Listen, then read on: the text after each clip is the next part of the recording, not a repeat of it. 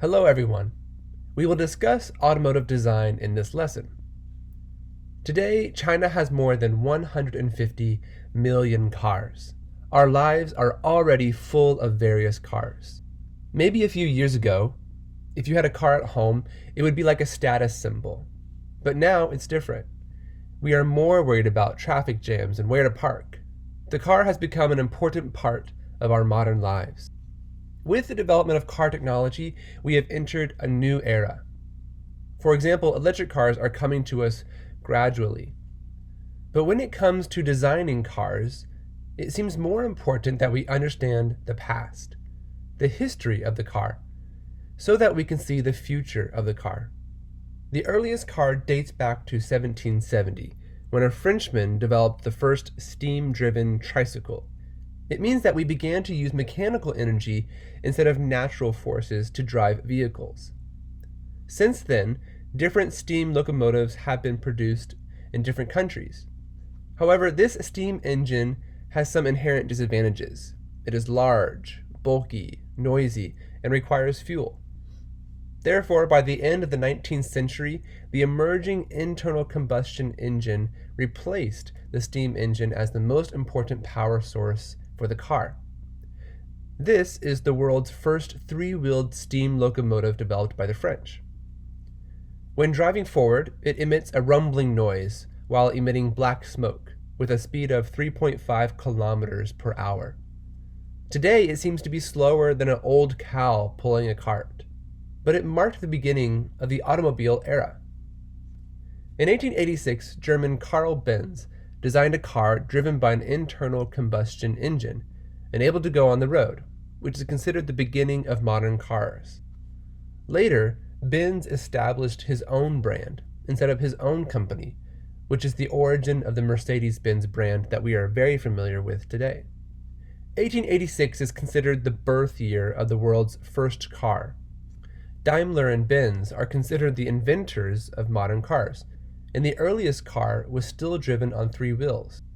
Daimler and Benz are also regarded as the originator of cars.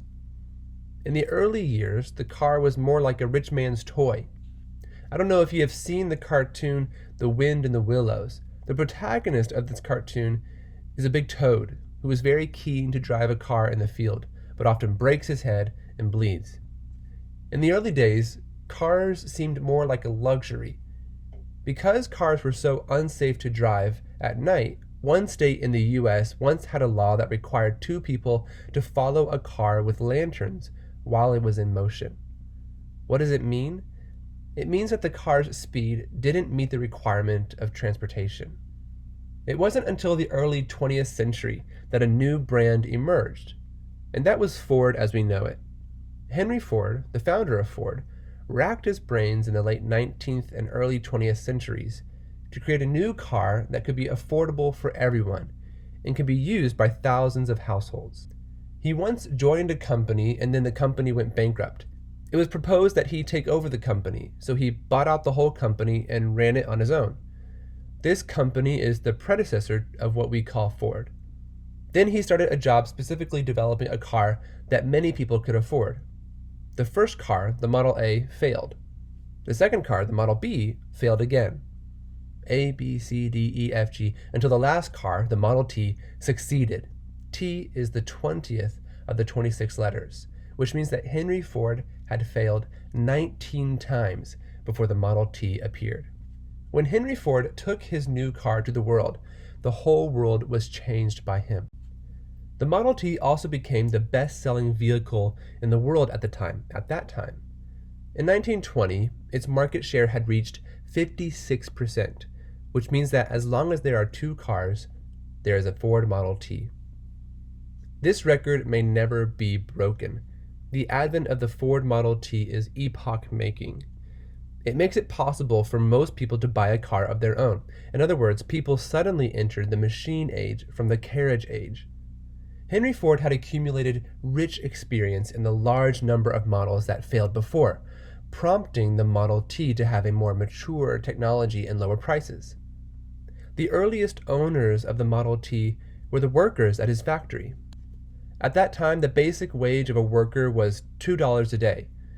How much did the earliest Model T cost? In 1908, the initial price of the Ford Model T was $850. What does it mean? It means that an ordinary worker can buy a car with a little more than a year's wages. With the improvement of technology, the final price of the Ford Model T dropped to $260. The wages of the workers at Henry Ford's factory kept increasing. Ford increased the wages of his workers to $5 a day, which means that an ordinary worker only needed 52 days' wages, that is, 2 months' wages, to buy a car made by themselves and drive it home. Under this background, the Ford Model T was easily accepted by the working people. This is an early picture of the Ford Model T. You can find that Americans have different definitions of cars than us. What does he use this car for? Potatoes, cabbage, and other living materials. Some basic vegetables are placed in the trunk of the car. It is different from the positioning of previous cars. That is to say, the car is no longer a toy for rich people, no longer a status symbol, but has become a necessity that everyone is familiar with in life. By 1927, the Ford Model T became history. In such a 20-year cycle, more than 15 million vehicles were sold. During this period, many innovations changed the automotive industry. For example, the assembly line. It was also pioneered by Henry Ford in his factory in 1913. The assembly line greatly improved production efficiency, and each worker only needs to be responsible for his own process, so the price of cars can be continuously reduced. We believe that Ford's goal was to produce a global car, a car that is affordable, simple, durable, and capable of driving in every city and village in the world. In this respect, Henry Ford succeeded, but the Ford Model T dominated the world for 20 years and eventually became history. Why? On the one hand, with 20 years of development, technology continued to progress, meaning that the technology of the Ford Model T in 1926 and 1927 had lagged behind the development of the automobile era. At the same time, Henry Ford's main business starting point was to continuously reduce costs, which even hinders the application of new technologies, so that the car has no decoration and no colors other than black for 20 years. In the long run, people were tired of such a monotonous color and lost interest in it. By the end of the 1920s, General Motors had beaten Ford and took the top spot in American cars. That is what we will talk about in the next section.